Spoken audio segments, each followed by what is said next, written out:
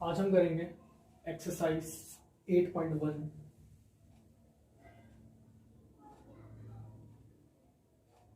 हमने last class में इस चैप्टर का इंट्रोडक्शन देखा था। आज हम इसके 8.1 के कुछ क्वेश्चंस ट्राई करेंगे। कुछ क्वेश्चंस मैं करवाऊंगा, कुछ लोग क्वेश्चंस आप खुद ट्राई करोगे। तो question number exercise 8.1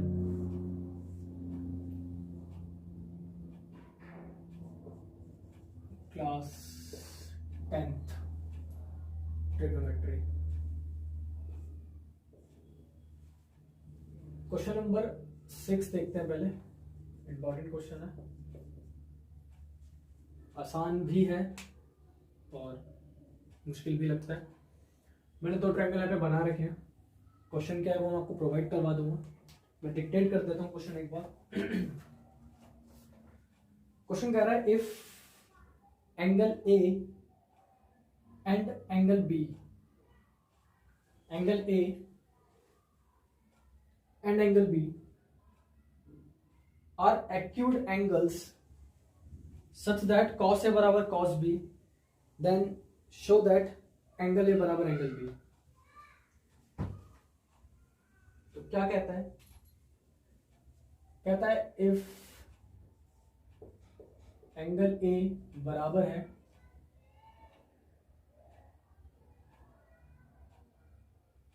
if angle A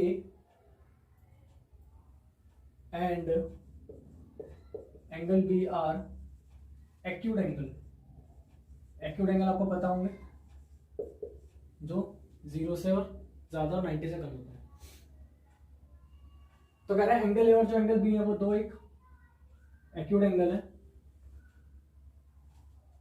और कह रहा है कॉस ए जो है वो बराबर है किसके? कॉस बी के बराबर है। कॉस ए बराबर है कॉस बी के। तो मांग रहे हैं कि प्रूफ करके दिखा दो कि जो एंगल ए है वो एंगल बी के बराबर होगा।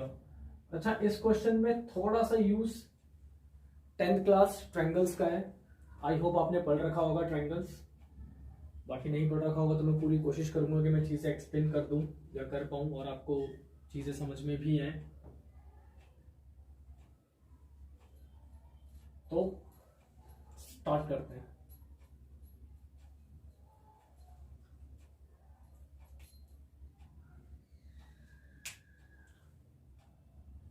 यहाँ पे 90 दिख रहा है,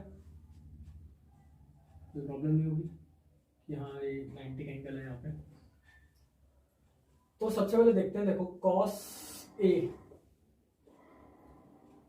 हमने कल क्लास में इंट्रोडक्शन में देखा था एक फॉर्मूला, पंडित बद्री प्रसाद हर हर बोले, हिंदुस्तान हरा भरा पाकिस्तान भूखा प्यासा।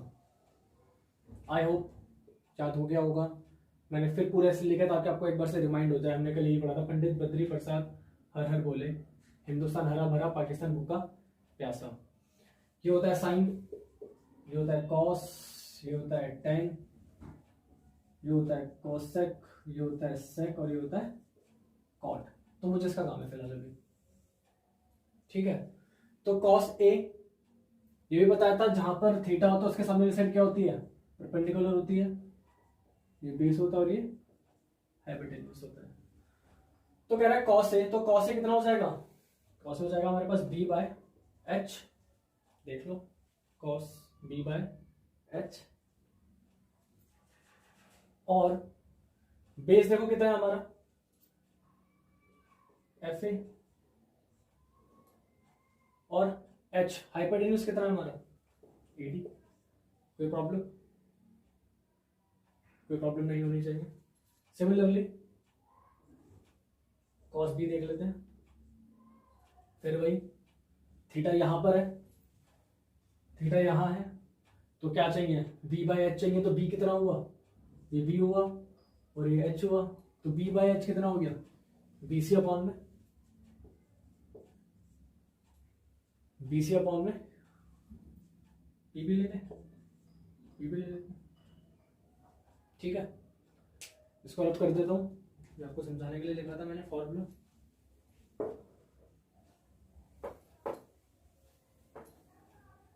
नाउ अब उसने मुझे बोला था कि जो कॉस ए है, जो कॉस ए है वो किसके बराबर है, कॉस बी के बराबर है।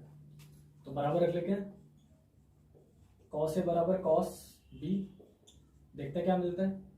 यहां से मिलता है ए एफ अपॉन में ए डी इक्वल टू, यहां से क्या मिलता है, बी सी अपॉन में पी बी।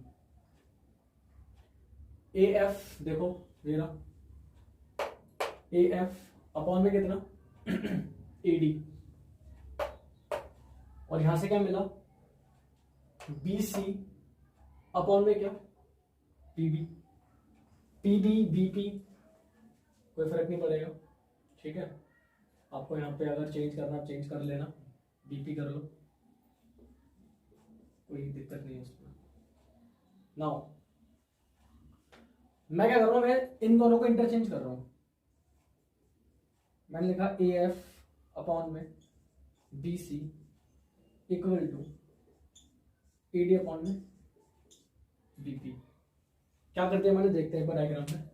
मैंने कर दिया ए एफ अपॉन में B C A D upon में बीपी। याद आ रहा है कुछ क्या हुआ है ये हमने 6th चैप्टर में पढ़ रखा है। साइड्स को हम प्रोपोर्शन में रखते हैं, जब दो ट्रायंगल्स को हम सिमिलर कर रहे होते हैं तो हम ऐसी कुछ साइड प्रोपोर्शन में रखते हैं। बेस के नीचे बेस, परपेंडिकुलर नीचे परपेंडिकुलर, हाइपोटेन्यूज के नीचे हाइपोटेन्यूज। तो मैंने वही काम अभी यहाँ पे किया है, ठीक है। और इस पूरी क्वांटिटी को ना मैं, ये जो मैंने लिखी है, इस पूरी क्वांटिटी को मैं फिलहाल एक कोई कांस्टेंट के इक्वल मान रहा हूँ ऐसे। देखेंगे क्यों माना है, आगे पता चलेगा कि यहाँ क्या फायदा है इसका। अच्छा जी, ट्रायंगल्स में हम 3 चीजें रखते थे, 3 साइड प्रोपोर्शन में रखते थे, बट यहाँ पे मेरे पास अभी फिलहाल 2 ही है ना भाई। देखो ना, 2 ही तो दिख रही है, बीट प्रोपोर्शन, तीसरी तो ही नहीं। तो एक काम करते, तीसरी भी देखते हैं निकाल के। Now in triangle AFD and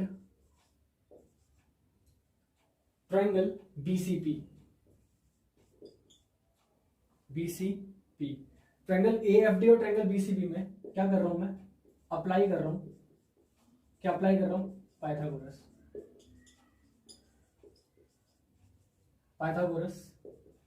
theorem. दोनों ट्रायंगल्स में मैं क्या लगा रहा हूं, पाइथागोरस थ्योरम लगा रहा हूं। तो फिर देखते हैं पाइथागोरस थ्योरम। पहले इसमें देखते हैं AFD के लिए। जब AFD में पाइथागोरस लगाऊंगा, इन ट्रायंगल AFD, तो AD का square equal to what, AF का स्क्वायर प्लस क्या, FD का स्क्वायर। अब देखो AF है और AD भी है, क्या नहीं है मेरे पास, FD नहीं है, FD की वैल्यू निकालना है यहां से। AD का स्क्वायर माइनस AF का square equal to what, FD का स्क्वायर। और FD का स्क्वायर तो यहाँ पे रूट ले लेता हूँ और यहाँ FD आ गया। तो मेरे पास यहाँ से FD की वैल्यू होगी कितना, AD का स्क्वायर माइनस AF का स्क्वायर। इसको यहाँ ले गए माइनस में, FD के ऊपर स्क्वायर था, स्क्वायर हटा तो सामने वाली चीज रूट के अंदर चली जाती है, आपने सीख रखा है। ऐसे ही क्या, इन ट्रायंगल कौन सा बचा, इन ट्रायंगल BCP बचा, यहाँ भी लगा देता पाइथागोरस। देख लो डायग्राम हो रहा, BCP में लगाएंगे तो ये हो जाएगा BP का स्क्वायर इक्वल टू BC का स्क्वायर प्लस PC का स्क्वायर। सिमिलरली चेक करो यहाँ पे क्या था, हमारे पास BC और BP दोनों थे, BC भी था और BP भी था, क्या नहीं था फिर, PC नहीं था, PC का स्क्वायर निकाल लो यहां से। तो क्या मिला, BP का स्क्वायर माइनस में BC का स्क्वायर, और इस पूरे को डाल रहा हूं फिर रूट के अंदर, और बराबर में क्या बच गया, PC।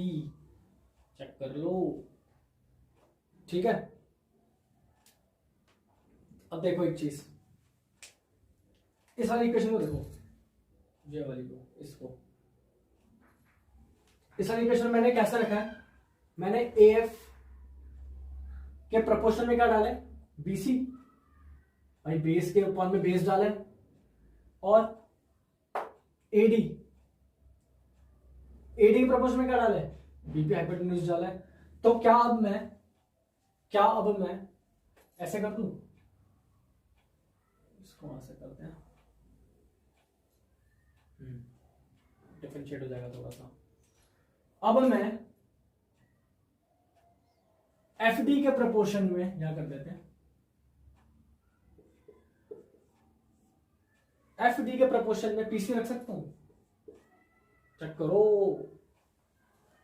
एफ डी के प्रपोर्शन में पीसी, परपेंडिकुलर के प्रपोर्शन में परपेंडिकुलर। तो जब मैं ऐसा करता हूं तो मुझे क्या मिलता है, तो मुझे मिलता है अंडर रूट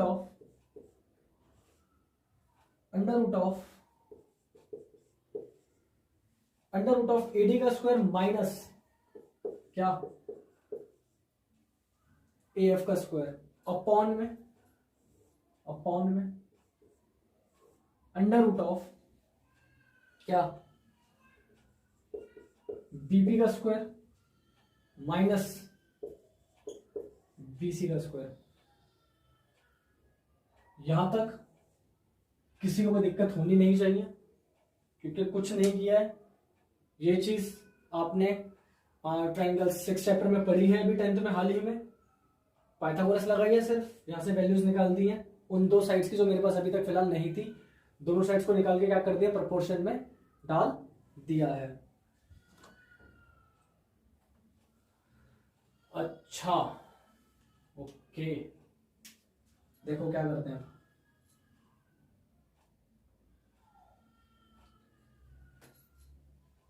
इसको इक्वेशन 1 मान रहा हूं,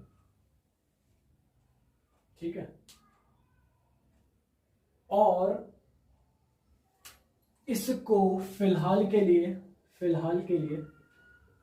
इक्वेशन 2 मान रहा हूं, ठीक है। इसको 1 मान लिया, इस पूरी को 2 मान लिया, इसको उठा के लिख रहा हूं दोबारा से, उनका काम है इसका। ए एफ अपॉन में B C equal to AD upon में B P equal to K. भाई जिनको नहीं पता सुन लो, तीनों इक्वल में इसका मतलब है कि ये पूरी क्वांटिटी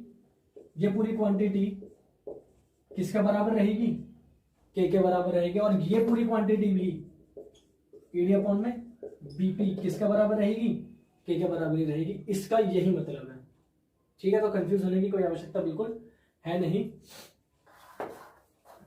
क्या कर रहा हूं, स्क्वायर कर रहा हूं सब जगह, तो ए एफ का स्क्वायर अपॉन में बीसी का स्क्वायर इक्वल टू के का स्क्वायर लिख लूं, ऐसे क्या लिख लूं, एडी का स्क्वायर और बीपी का स्क्वायर बराबर में किसका, के का स्क्वायर लिख लूं।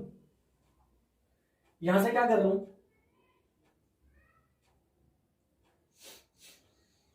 यहां से ए एफ की वैल्यू निकाल रहा हूं, तो ए एफ स्क्वायर कितना मिल गया, के square BC square, cross multiply करा दिया,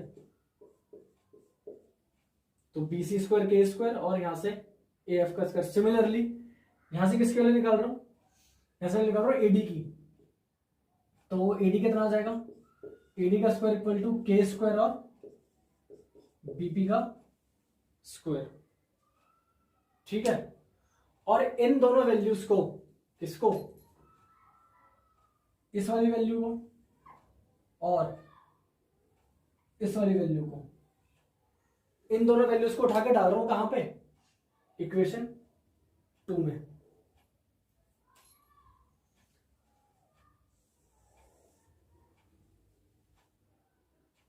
डालो,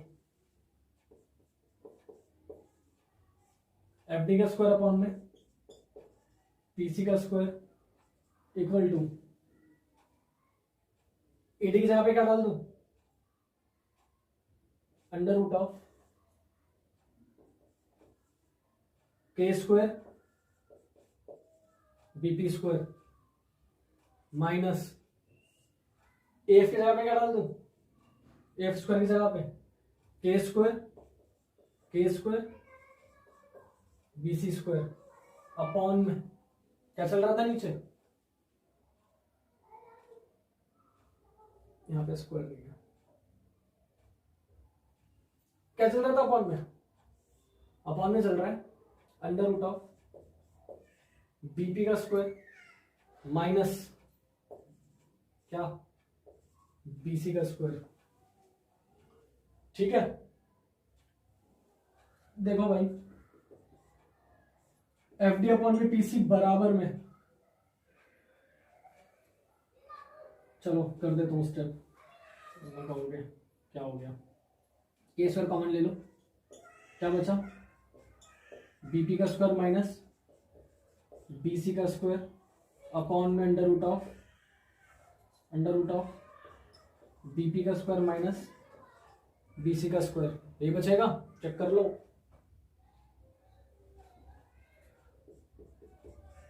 एफ डी अपॉन में पीसी बराबर में, रूट में से बाहर निकाल रहा हूं तो के बाहर आ जाएगा, क्या बचा अंडर रूट ऑफ बीपी का स्क्वायर माइनस बीसी का स्क्वायर अपॉन में क्या बीपी का स्क्वायर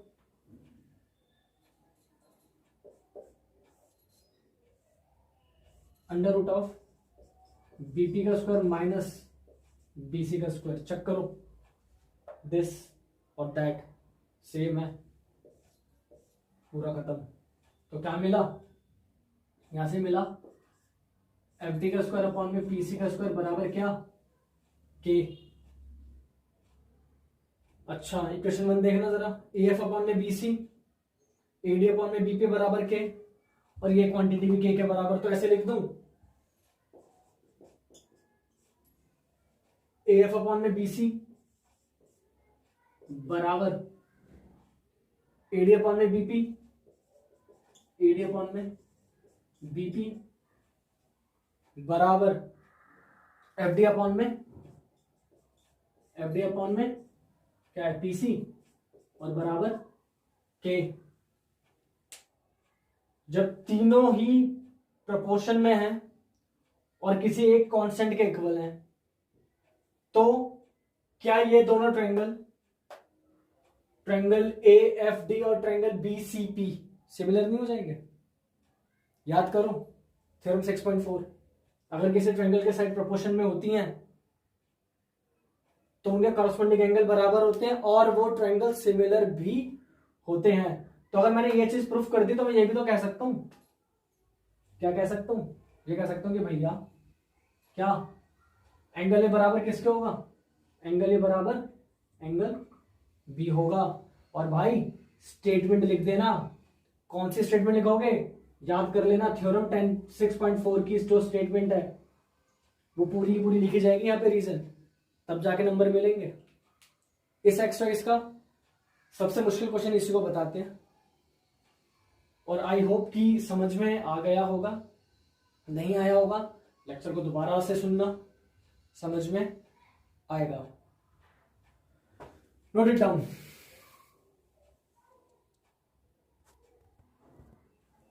नेक्स्ट क्वेश्चन देखते हैं। क्वेश्चन नंबर 10 कह रहा है in triangle P Q R right angle at Q, P R plus Q R equal to 25 centimetre and P Q is equal to 5 centimetre, determine the values of sine P and cos P and tan P. Okay क्या दे रहा है मुझे, कह रहा है एक triangle है, क्वेश्चन नंबर है हमारा 10वां, ये भी थोड़ा इंपॉर्टेंट है और इसमें भी बच्चे बहुत फंस जाते हैं। कह रहा है ट्रायंगल पी क्यू आर है, ट्रायंगल पी क्यू आर जो कि राइट एंगल है क्यू पे, राइट एंगल है कहां पर, राइट एंगल एट क्यू। आगे कहता है P R plus Q are बराबर है कितने के, 25 के, ठीक है भाई। एंड जो पी क्यू है वो बराबर है किसके, 5 सेंटीमीटर के। हाँ वैल्यू निकालनी है हमें, कह रहा है साइन पी निकाल के दो, कॉस पी निकाल के दो और टेन पी निकाल के दो। तो एक डायग्राम ड्रॉ कर लेते हैं पहले इसके लिए।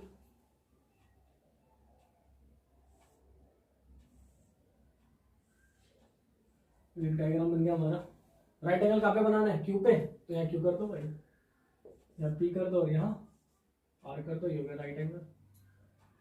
अच्छा टी क्यू कितना दे रखा है, कह रहा टी क्यू जो है वो है 5 सेंटीमीटर और पी आर और क्यू आर, इसका और इसका सब कितना दे रहा है, 25 दे रहा है।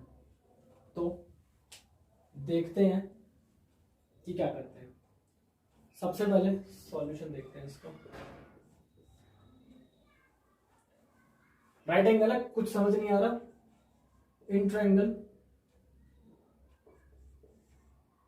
पी क्यू आर को समझ नहीं आ रहा ना, पाइथागोरस लगा लो पहले।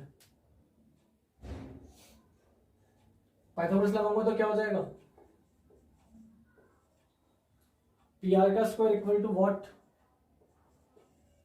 पी क्यू का स्क्वायर प्लस में क्यू आर का स्क्वायर।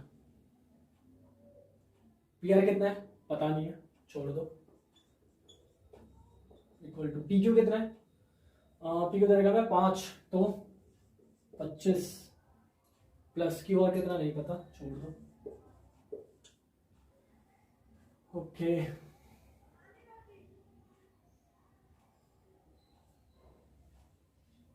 क्या करें, यही बनता है ना, मैं इसको इक्वेशन 1 मान रहा हूं।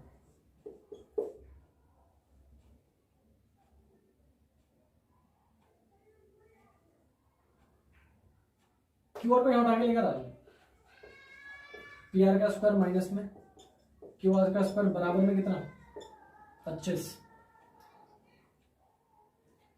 देखो बचपन में सीखा था ए स्क्वायर माइनस बी स्क्वायर, क्या सीखा था, ए स्क्वायर माइनस बी स्क्वायर क्या होता है, क्या होता है, ए प्लस बी और ए माइनस बी। तो इसको क्या लिख दूं, इसको लिख दूं P R plus Q are और क्या लिख दूं, P R minus Q are. वही प्रॉपर्टी लगा दो जो दे रही थी, बराबर में कितना, 25।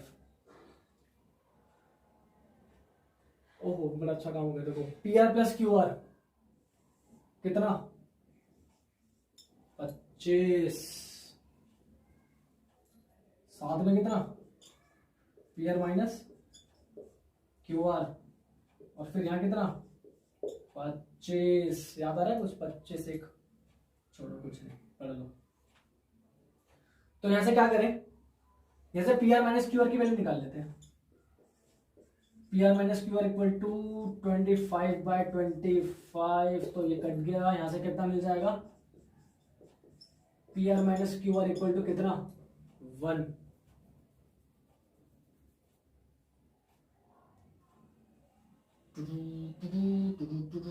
क्या करें आगे, चलो देखते हैं अभी। P R minus Q R equal to 1 आ गया।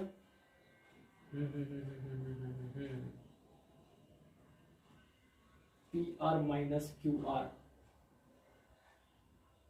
ये क्वांटिटी मिल गई मुझे,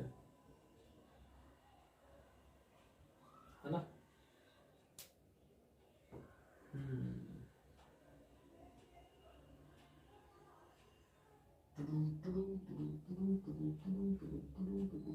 P R minus Q R का स्क्वायर,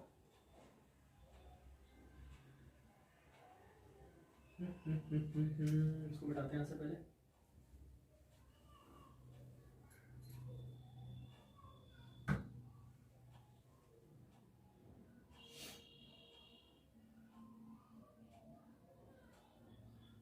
इसको इक्वेशन लेट करते हैं कुछ, तब कुछ बात बनेगी।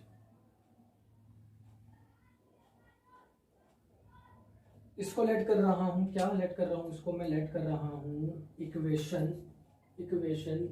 1 और इसको लेट कर रहा हूँ, ये जो यहां दे रखा है सुंदर सी चीज, इसको लेट कर रहा हूँ इक्वेशन 2। ऐड कर रहा हूँ मैं, क्या कर रहा हूँ, ऐड कर रहा हूँ, एडिंग इक्वेशन 1 एंड 2। ऐड करें, पर ये इसको लिख लेते पहले, P R minus Q are plus, add कर रहा हूं तो plus P R plus Q are, P R plus Q are बराबर में, यहां कितना है 1 प्लस कितना 25। लेफ्ट हैंड में लेफ्ट हैंड वाली चीज ऐड करा दो, राइट हैंड में राइट हैंड वाली चीज ऐड करा दो। तो देखो ये क्यू आर से ये क्यू आर खत्म, पी आर तो ट्वाइस ऑफ पी आर बराबर में कितना 26। तो यहाँ से पी आर कितना मिल गया, बहुत अच्छे, ये 13 मिल गया, 13 ही आएगा ना, 13 ही आता है। तो पी आर बराबर में 13, क्या यूनिट, सेंटीमीटर, 13 सेंटीमीटर। अब क्या करना, तो कुछ करना ही नहीं है। अच्छा इक्वेशन वन ऑलरेडी चल रही है क्या, ओके, तो उसको ऐसे कर देते हैं, इसको 2 कर देते हैं,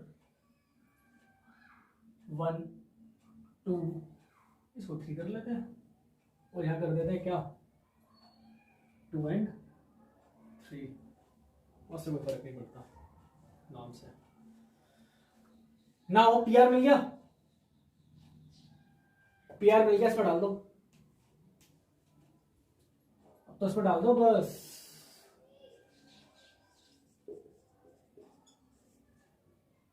Putting PR equal to 13 centimetre in equation कौन सी इक्वेशन, इक्वेशन 3 में डाल लो। तो क्या थी भाई इक्वेशन, ये P R plus Q R equal to 25, डालो वैल्यू, पी आर कितना 13 plus Q R equal to 25।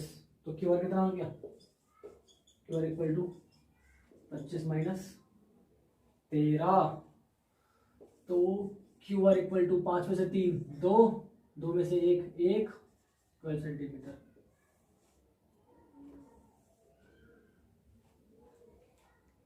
ठीक है, क्या क्या मिल गया, क्यू आर मिल गया, कितना मिल गया जी, क्यू आर मिल गया 12 सेंटीमीटर, और पी आर कितना मिल गया 13 सेंटीमीटर।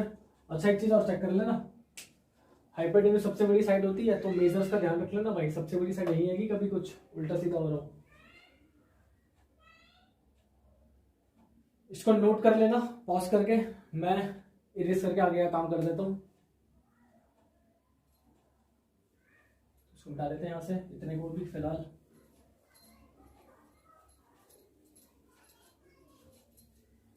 हाँ क्या मांगे आगे हमसे मांगे उसमें साइन पी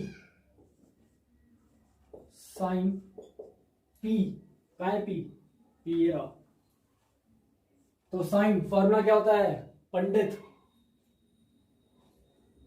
है ना, और नीचे में कहां से शुरू होता है, हिंदुस्तान। तो साइन पी कितना हो गया, पी बाय एच हो गया। तो साइन, और मैंने बताया था पी एंगल होता है, तो थीटा के सामने वाली साइड क्या होती है, परपेंडिकुलर होती है कि नहीं होती है। तो कितना 12, हाइपोटेन्यूज 13, या भी तुम्हारे पास साइन पी की वैल्यू। देखिए एक बार आंसर क्या आ रहा है, साइन पी 12/13, बिल्कुल ठीक है। ऐसे ही आप क्या निकाल लेना, कॉस पी और टेन पी, सेम फॉर्मूला वही है पंडित बद्री प्रसाद वाला। वैल्यू तुम्हारे पास सारी आ गई है, pause the video to note down.